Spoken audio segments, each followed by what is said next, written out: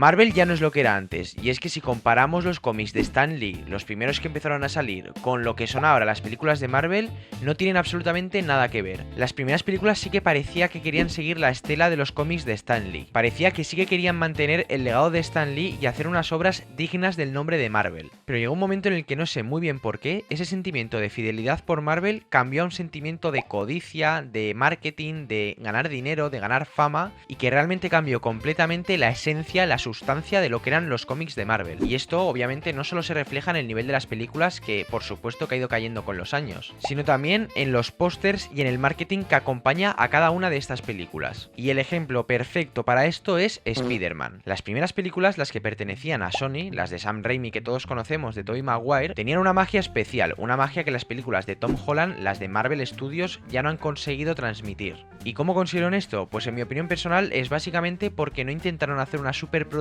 desde el principio. Fue el nacimiento de un superhéroe, de una estrella, desde lo más bajo hasta lo más alto. No empezaron ya en la cima como empezaron las de Tom Holland, sino que fueron construyendo un legado poco a poco. Spider-Man no surgió desde una base como Los Vengadores o como las otras películas de Marvel que ya habían asentado lo que era Marvel Studios, sino que apareció como una cosa novedosa, como la nueva película de superhéroes que realmente cambió todo el panorama de cómo se percibían los superhéroes en la era moderna. Digamos que ellos apostaron desde un principio por una esencia más primigenia de lo que era Marvel, y esto se puede ver clarísimamente en los pósters. ¿Por qué? Porque siguen una línea cromática, una línea narrativa, una línea de personajes. En general se pueden entender los tres pósters como un conjunto, mientras que los pósters de Tom Holland, las nuevas películas, las de Marvel Studio, realmente no son más que unos pósters de cabezas flotantes de los actores más famosos de Hollywood que se pegan unos encima de otros y que realmente no tienen un sentido compositivo. Y es que el tamaño y posición de estos actores depende completamente del contrato que hayan firmado con la empresa, y no tiene nada que ver con la importancia que tienen en la película o con si tiene sentido o no ponerlos en ese póster.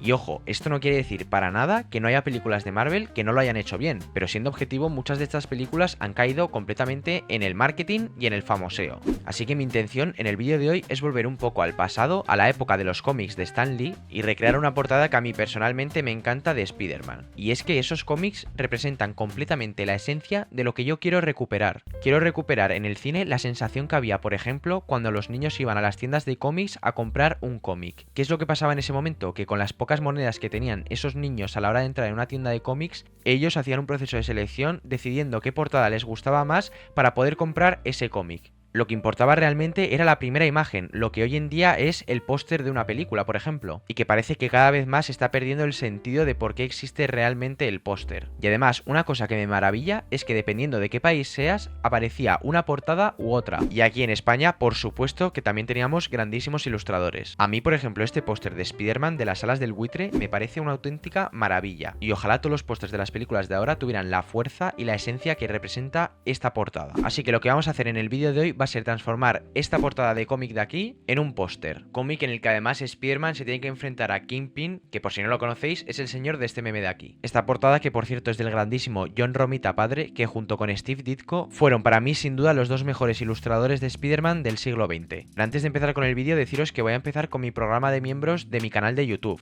Esto es simplemente que os podéis unir al nivel 1 o al nivel 2, dependiendo de lo que queráis, y obtendréis ventajas como poder ver los vídeos antes, como poder hablar directamente conmigo para preguntarme dudas de Photoshop o de pósters o de lo que vosotros queráis, así como vídeos más profesionales que voy a subir para estos miembros en los que voy a explicar más paso a paso, más detenidamente, todos mis procesos de creación en Photoshop, a explicar cosas más particulares de lo que hago con estas creaciones, cosas que por ejemplo en estos vídeos que son de formato más corto no puedo poner porque entonces serían completamente eternos. Así que lo dicho, en el vídeo de hoy vamos a transformar esta portada en un póster, y para nada quiero intentar mejorar esta portada porque para mí ya es perfecta, simplemente quiero hacer ese reto personal o ese homenaje a las portadas de los cómics antiguos e intentar transformar estos dibujos que vemos en la portada en objetos reales, en la figura de Spider-Man con una pared real, con una verja real y en general una situación, digamos, real, aunque manteniendo la esencia de lo que representa una portada de cómic. Y por supuesto, a la hora de hacer de este cómic un póster voy a tener que sacrificar algunas cosas o improvisar en algunas otras para poder encajar todo y que tenga un sentido. No es lo mismo estar dibujando que estar haciendo algo digitalmente, y por eso a veces confrontan los dos mundos y tienes que tomar decisiones que afectan a uno o a otro. También por eso me voy a tomar alguna licencia para hacer algún que otro cambio que haga que esta esta escena parezca más real, como el uso de sombras o el uso de alguna textura. Pero antes de nada me gustaría pediros que si os gusta este tipo de contenido os suscribáis a mi canal de YouTube, porque es que la mayoría de las personas que veis mis vídeos no estáis suscritos y da un poquito de rabia sabiendo que podríamos crear una comunidad mucho más grande y más fructífera. Así que una vez dicho esto, vamos ya directamente a Photoshop y vamos a realizar todos los cambios.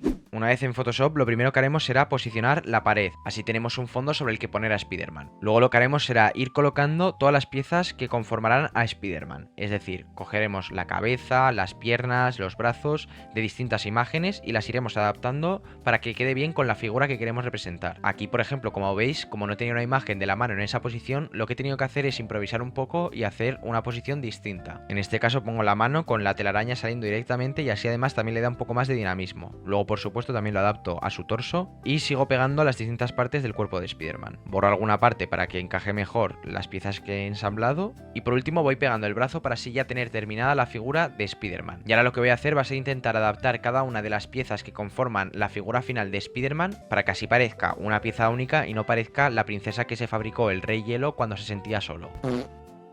Así que vamos a ir borrando cada una de las partes que nos sobran, ajustamos el brazo por ejemplo, vamos pintando alguna zona o borrando alguna imperfección, dando la oscuridad al torso y en general lo que he dicho, ir adaptando cada una de las piezas. También hago más grande la mano para que haga un efecto de que está en primer plano y sigo borrando todas las imperfecciones. Una vez hecho esto vamos a empezar con las iluminaciones. Primero añado una capa de tono y saturación y con la iluminación alta y un pincel con baja densidad voy pintando cada una de las zonas que yo quiero iluminar del póster. En un principio intento basarme un poco en la iluminación que tiene en la portada que quiero representar, pero luego la iré adaptando a una situación un poco más real. Una vez hecho esto cambiaremos la capa de saturación por una capa de exposición. De esta manera se verá mucho más realista y no parecerá como una nube blanca que está rodeando a Spider-Man. Vamos variando los valores hasta que tengamos el resultado que nosotros queremos obtener y le añado un filtro de desenfoque gaussiano para que el corte de la sombra no sea tan directo. Luego a lo largo de la creación de este póster voy a ir cambiando la iluminación según me convenga, así que no os quedéis con que esta es la imagen final porque no es así. Luego le añadimos algún tonito amarillo como el que tiene el póster, corregimos la iluminación en alguna parte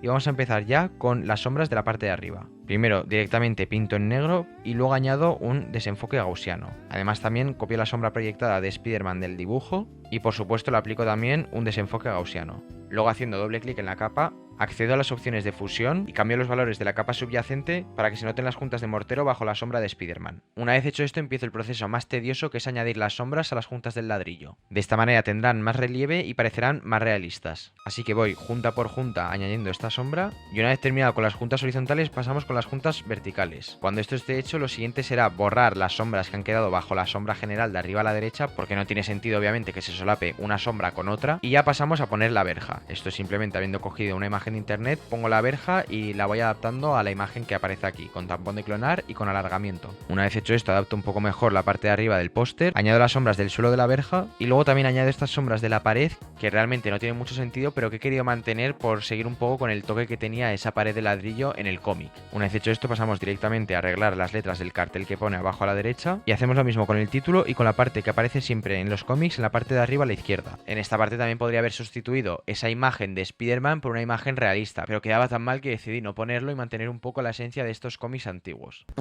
Luego ponemos también este sello que aparece en la portada y empiezo un poco con los guardias que aparecen en la parte de atrás. En este caso, por ejemplo, es uno de esos casos en los que me he tomado una licencia. En vez de poner un montón de guardias en el fondo del póster que robaran un poco el protagonismo de Spider-Man, he decidido mejor poner una sombra, un contraluz. Después de esto selecciono una telaraña que he encontrado de otra imagen y la pondré directamente sobre la mano de Spider-Man. Así añadimos también una mayor profundidad y un elemento que dé un poco más de interés al póster. A esta telaraña también por supuesto le añado un efecto como de desenfoque de movimiento para que parezca que está saliendo de su mano y así además se adapta un poco mejor a la imagen porque es que si no parece un pegote. Luego modifico un poco la luz de la mano de Spider-Man y añado también esta pared que aparece en la portada del cómic. Una vez hecha toda la composición del póster y haber ensamblado todas las piezas de la imagen final, simplemente nos faltará hacer alguna corrección de iluminación, de texturas y de color. Así que cambiaré directamente un poco la iluminación en su torso y en el filtro de cámara RAW modificaré un poco los valores para que tenga más definición cada detalle del póster y para que tenga más contraste las luces y las sombras del cuerpo de Spider-Man. Una vez hecho esto también me tomo la licencia de añadir una textura como de papel viejo, de cómic arrugado y le añado a las partes desgastadas un tono un poco más amarillento. Así que una vez hecho estos últimos detalles ya tendríamos el póster final. Aquí está la portada original y aquí está el póster. He intentado mantener los elementos que hacen que se vea como una portada de cómic, como es el título, el sello de arriba a la izquierda o el mensaje de abajo a la derecha, pero que se viera también un poco la esencia de ese realismo de las películas actuales. He querido tomar solo los trajes de las películas de Tobey Maguire porque personalmente son mis películas favoritas y las he transformado en una portada de cómic antiguo. Yo personalmente siempre seguiré prefiriendo un dibujo hecho a mano de una portada de cómic que un póster hecho así. Pero también quería hacer esa especie de reto personal o de homenaje a los cómics de Marvel, sin que los que hoy por supuesto no habría ninguna de las películas de Marvel que tanto nos gustan. Y ojo, por supuesto que esto no quiere decir que yo no sea fan de las películas de Marvel. A mí me encantan las películas de Marvel, pero me parece que sobre todo a la hora de hacer pósters o de hacer marketing han sacrificado mucho la esencia del Marvel primitivo, la esencia del primer Marvel que Stan Lee quería representar. Así que lo dicho, espero que os haya gustado muchísimo el vídeo. Si os ha gustado este formato me lo podéis dejar por la caja de comentarios y yo lo leeré para hacer nuevas portadas de cómics. Y si queréis seguir viendo más vídeos de pósters y de cine, ya sabéis lo que tenéis que hacer, suscribíos y dadle like. Así que lo dicho, espero que os haya gustado muchísimo y nos vemos a la próxima. Adiós.